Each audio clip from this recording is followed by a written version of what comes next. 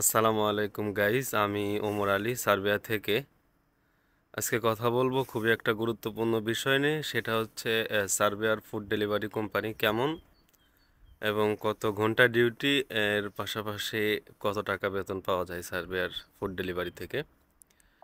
তো ভিডিওতে যাওয়ার আগে সবাইকে বলবো, যারা যেখান থেকে আমার এই ভিডিওটা দেখছেন, যারা ইউটিউব চ্যানেল থেকে দেখছেন, অবশ্যই ইউটিউব চ্যানেলটা সাবস্ক্রাইব করে দেবেন, এবং যারা ফেসবুক পেজ থেকে দেখছেন অবশ্যই ফেসবুক পেজটা ফলো করে দিবেন। এবং সার্ভে সম্বন্ধে আরও কিছু জানার থাকলে অবশ্যই আমাকে কমেন্ট করবেন, ইনশাআল্লাহ সেই বিষয়ে আপনাদেরকে জানানোর চেষ্টা করব। তো চলেন বেশি কথা না বলে মূল ভিডিওতে যাওয়া যাক। সার্ভেয়ার ফুড ডেলিভারি, আমরা আসলে বাঙালি, মাছে ভাতে বাঙালি। আমরা মাছ ভাত এইগুলা বেশি পছন্দ করি, ভাত জাতীয় খাবারটাই বেশি পছন্দ করি। কিন্তু সার্বিয়াতে এরা ভাত খুবই কম খায়। এরা পিৎজা বার্গার এই জাতীয় খাবারগুলো বেশি খায়। এই জন্য সার্বিয়াতে ফুড ডেলিভারির চাহিদা অনেক বেশি, এবং ফুড ডেলিভারি অনেক ম্যানই কাজ করে। সার্বিয়ান বলেন, বাঙালি ভাই আছে, আপনার ইন্ডিয়ান আছে, নেপালি আছে, অনেকেই এই ফুড ডেলিভারির সাথে তারা যুক্ত, এবং তারা এই জবটা বেশি করে। এজন্য এখানে ফুড ডেলিভারির চাহিদা বেশি।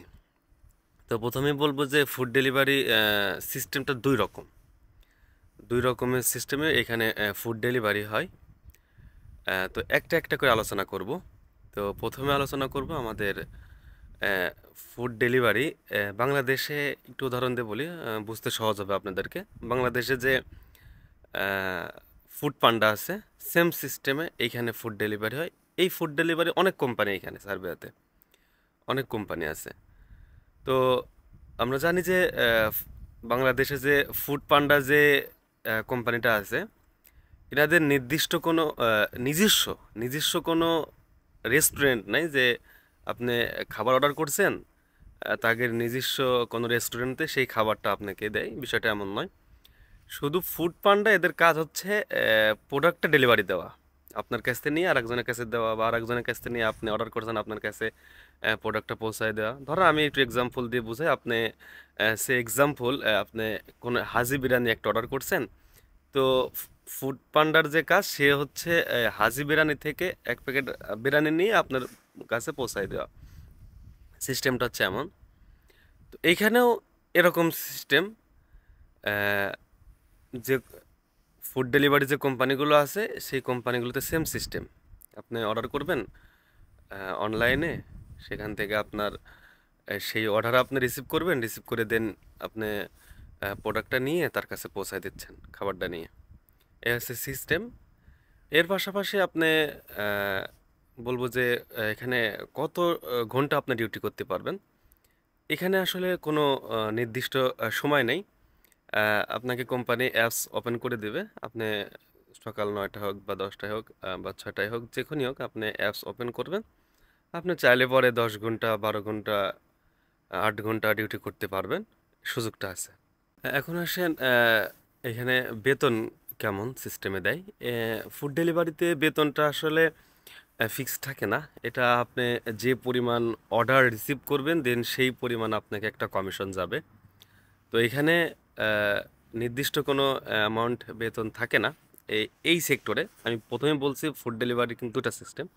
তো যারা ফুড পান্ডায় কাজ করে এদের মূলত বেতন ফিক্স থাকে না। আপনি যে পরিমাণ প্রোডাক্ট সেল করবেন ওইখান থেকে একটা কমিশন পাবেন। তবে এই কমিশনটা পাওয়া যায়, আমি প্রথমে বলছি, ফুড ডেলিভারির চাহিদা সার্বিয়াতে অনেক বেশি।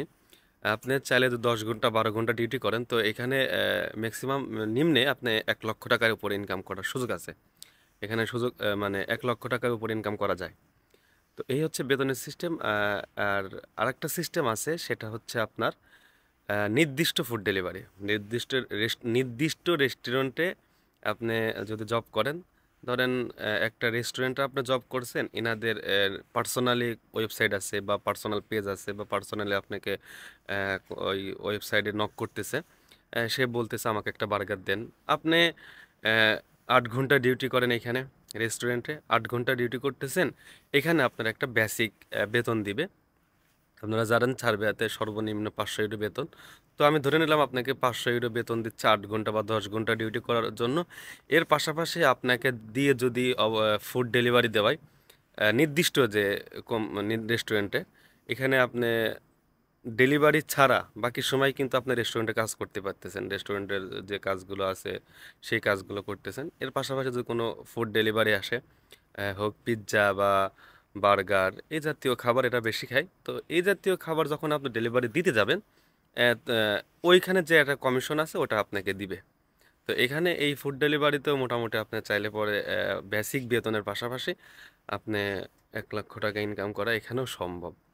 তো এই হচ্ছে দুইটা সিস্টেম। আর এইখানে ডিউটিটা 8 ঘন্টা 10 ঘন্টা যে যেরকম করায়, বেসিক 8 ঘন্টা থাকে, এরপরেও ওভার টাইম করায়।